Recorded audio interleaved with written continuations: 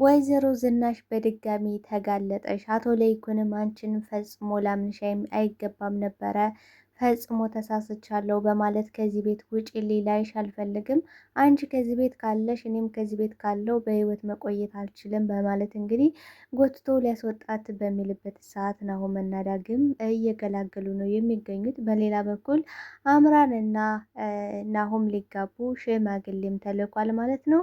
የሽማግሌዎቹ አንዱ የሆነ ደግሞ አቶ ተሰማ ነው። ኑሐሚንም በዚህ ጉዳይ በጣም ተናዳና ተበሳጭታ ነው የምትገኘው።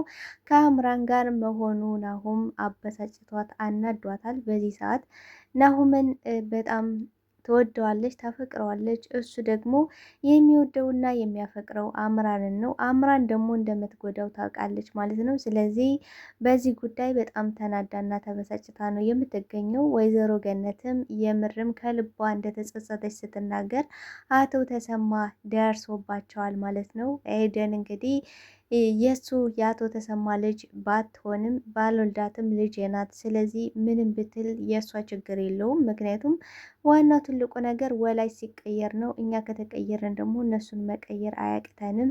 ስለዚህ ምንም አታስቢ ብሏታል ማለት ነው። የምርም ወይዘሮ ገነት ከልቧ ስለተመለሰች በጣም ደስ ብሎ አቶ ለይኩንም ቤተሰቡን ሙሉ ሰብስቦ በተሰበሰቡበትም ሰፕራይዝ አድርጓቸዋል ማለት ነው። ሰፕራይዙንም ባየች ሰዓት ወይዘሮ ዝናሽና ኤቢ ጨርቃቸውን ጥለው ጨልለው ነው የሚገኙት። እንዴት ሊሆን ይችላል? እንዴት ነው እንደዚህ የተፈጠረው? እኛ እንኳን ሳናቅ በማለት ቤቱን በአንድ እግሩ አቁመውት ነው የሚገኙት። ዳግም በሌላ በኩል እናቱን እያስፈራራት ነው የሚገኘው። ናሆም የአቶ ለይኩን ልጅ እንዳልሆነ ዳግም ደርሶበታል ማለት ነው። ይሄኛው ሚስጥሯን ዳግም ስላወቀ አሁን በጣም ተረብሻለሽ። የምትይዘው የምትጨብጠው አታለሽ ማለት ነው። ወይዘሮ ዝናሽ በዚህ ሰዓት ጨልላ ነው የምትገኘው። ሰላም ጤና ይስጥልኝ ውድና የተከበራችሁ የቻናሌ ቤተሰቦች ኑሐሚን ክፍል 42ን ወደ እናንተ ይዤላችሁ መጥቻለሁ። በዚህ ክፍል ላይ ብዙ ነገሮች ተፈጥረዋል። ቀጣይስ ምን ሊፈጠር ይችላል የሚለውን ነገር የምናወራ ነው የሚሆነው። ታዲያ ቤተሰቦችዬ ቪዲዮውን ስትጀምሩ ላይክ እንድታደርጉና በአክብሮት የምጠይቃችሁ እስከ ቪዲዮ ፍጻሜ አብራችሁኝ እንድትቆዩ ነው። ብዙ ነገሮችን እንማማርበታለን። ኑሐሚንም አምራንና ናሁም ከግብዣው ከቤተሰቡ መሀል ስለተገኙ በጣም ደብሯታል፣ በጣም ከፍቷታል ማለት ነው። ለምን ከፋት ለምን ደበራት ስንል ደግሞ ናሁምን በጣም ነው የምትወደው፣ በጣም ነው የምታፈቅረው። እንደገና ደግሞ የአምራንን ሴራ ታውቃለች።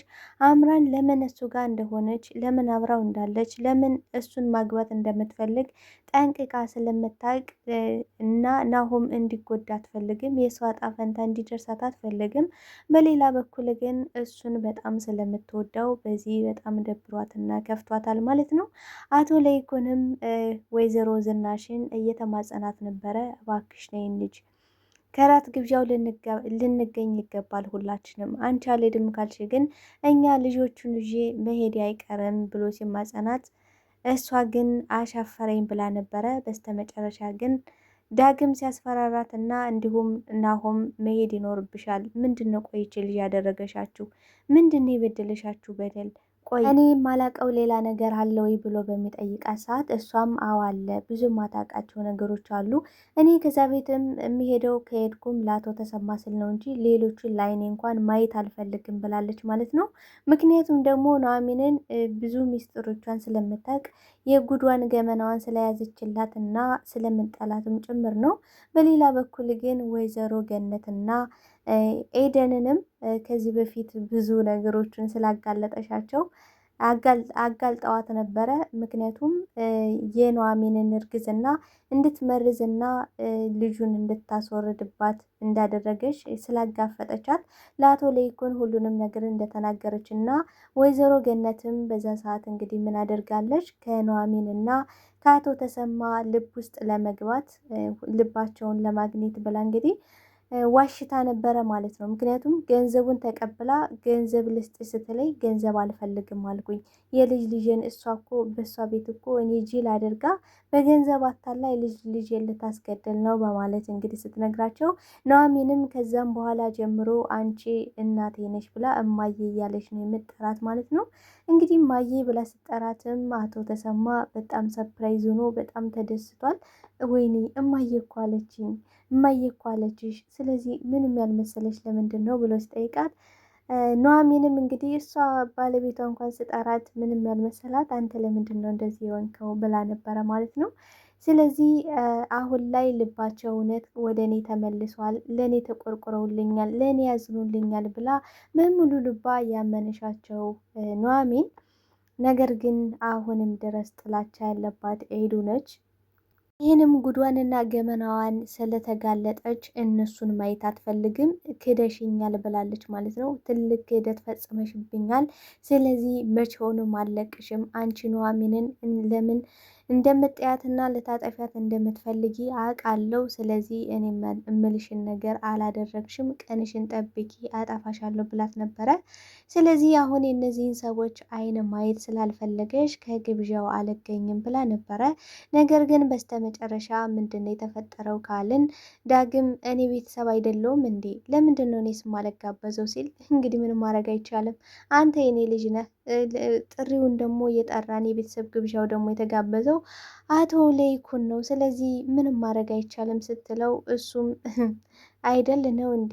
ቆይን የምልሽ እናቴ ልጄ ነው እንዴ ያልሺ? ልጄ ስትሰማው ልበል እኮ ህፃን ልጅ ሁኜ ጨቅላ ሁኜ አራስ ሁኜ ከአባቴ ላይ ጥለሽ የሄድሽውን ያኔ ደግሞ ናሆም ገና ህፃን ልጅ ነበረ። ስለዚህ የአቶ ለይኩን ልጅ አይደለም ማለት ነው።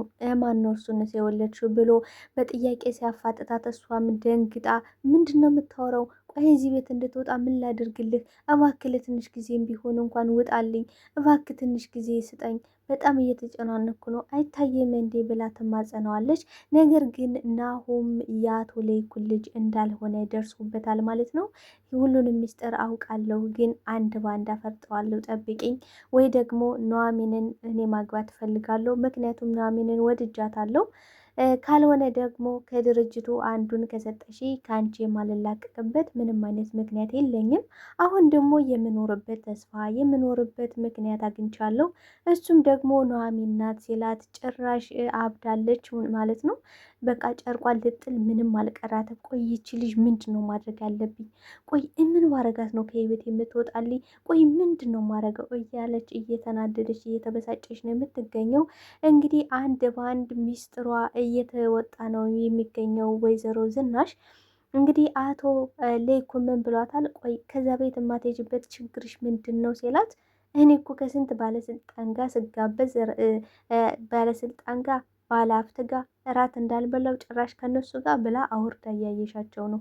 እሷ ግን እንግዲህ ከባሏ በላይ ማግጣ ልጇን ህፃን ልጅ ትታ መታ እንደገና ደግሞ የልጇን አባት አሳስራ ብዙ ወንጀሎችን የሰራች ሴትዮ እንግዲህ የዳግምን አባት ሆን ብላ ነበረ እሷ ነው እስር ቤት እንዲገባ ያደረገችው ማለት ነው። ከዛ የሆነ ነገር ሰርቋል በማለት እንግዲህ ከሚጠብቅበት ከባንክ ቤት ተቀጥሮ ነበረ የሚሰራው ማለትም ጠባቂ ሆኖ ከዛም የሆነ እቃ እንዲጠፋና እሱን እንዲሉት አድርጋ ነበረ የዳግምን አባት ያሳሰረችው። ዳግም አሁን ሊበቀላት ነው ወደዛ ቤት የመጣው። ምክንያቱም ብዙ ችግር ውስጥ አለ፣ ብዙ ችግር በውስጡ አለ ዳግም ማለት ነው። አንደኛ ያለ እናት ነው ብቻውን ያደገው፣ ሁለተኛ ደግሞ አባቱ ተሰቃይቶ ነው ያሳደገው። ሲቀጥል ደግሞ ከአባቱ ላይ ህፃን ልጅ ነው ጥላበት ሄደች። ሲቀጥል ደግሞ ከእህቷ ከባሏ በላይ ሂዳ ነው የወለደችው። ሲቀጥል ደግሞ ዳግም ወንድሙ የሌላ ሰው ልጅ በመሆኑ በዚህ ሁሉ ነገር ተደምሮ አሁንም ደግሞ ኑሐሚንን የምታደርጋቸው እያንዳንዱ ድርጊቶች ዋጋ ሊያስከፍላት ነው የመጣው ማለት ነው። እሷ ግን አሁን ላይ አላወቀችውም፣ ልትገነዘበው አልቻለችም። በቀላሉ ከዚያ ቤት ይወጣልኛል ብላ ነው እያሰበች የምትገኘው። አምራን እንግዲህ በሌላ በኩል ሰርጉን እየተጠባበቀች ነው የምትገኘው።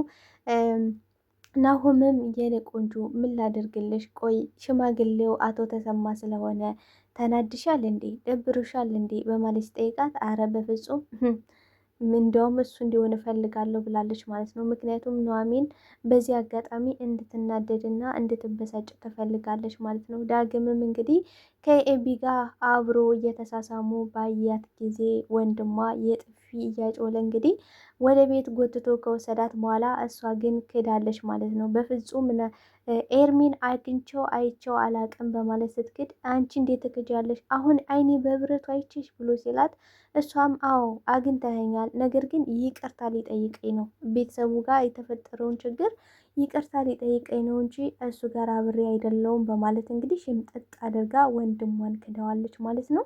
እንግዲህ አባቷም በፍጹም ከዚህ ልጅ ጋር እንዳይሽ አልፈልግም በፍጹም ብሎ አስጠንቅቋታል። ምክንያቱም እኔን የደፈረው ሰው አንቺ ጋር ሊሆን አይችልም ብሏታል። በሌላ በኩል ኤርሚ ምን ብሎ ነው እያስቸገራት ያለው? ከዛ ቤት ፍቅረኛሽ እንደሆንኩ እንድታስተዋውቂኝ እፈልጋለሁ፣ ፍቅረኛዬ ነው ብለሽ ተናገሪ እያላት ነበረ። እሱ የሚፈልገው ዋና ተርጌቱ ገንዘብ ነው። አሁን ሽማግሌ ልላክ ነው ስትለው፣ እንዲህ ማለት ከኑሐሚን ጋር ብሎ ይደነግጣል ማለት ነው። ምክንያቱም አሁንም ድረስ ያፈቅራታል ኑሐሚንን። ግን ደግሞ ለእሷ ምን ብሏታል? ኑሐሚንን እኮ አላፈቅራትም፣ ድሮ ቀረ፣ አሁን ፍቅሯ ወጥቶልኛል በማለት እንግዲህ እየነገራት ነበር። ታዲያ ማን ጋር ነው የሚላከው? አምራን ጋር። አምራም እኔ እኮ ቆይ እኔ የምልህ ግን እኔን ግን እንደ ሌሎቹ አትጎዳኝም አይደል? አታስቀይመኝም አይደል ስለው፣ ኧረ እባክሽ እኔ አንቺን በፍጹም ላስቀይምሽ በምንም ሁኔታ፣ ለአንቺ እንደ በረዶ ራሱ ማማልሻለሁ፣ ለአንቺ የማልሆነው ነገር የለኝም ሲላት፣ እሷም ምን ብለዋለች እንግዲህ እኔ እኮ ቀን በቀን እያፈቀርኩ እየመጣው እንደሆነ ታውቃለህ አይደል ስትለው፣ እሱም በሚገባ ቃለው የኔ እናት በማለት እንግዲህ እያባበላት ነው የሚገኘው። ከራት ግብዣውም እንግዲህ ተስማምታለች ወይዘሮ ዝናሽ፣ ያው እያለቀሰችም ቢሆን እያለቀሰች ሂዳለች ማለት ነው። ከሄዱም በኋላ አምራንን እንግዲህ ናሆም ወደዛ ቤት ጋብዟታል።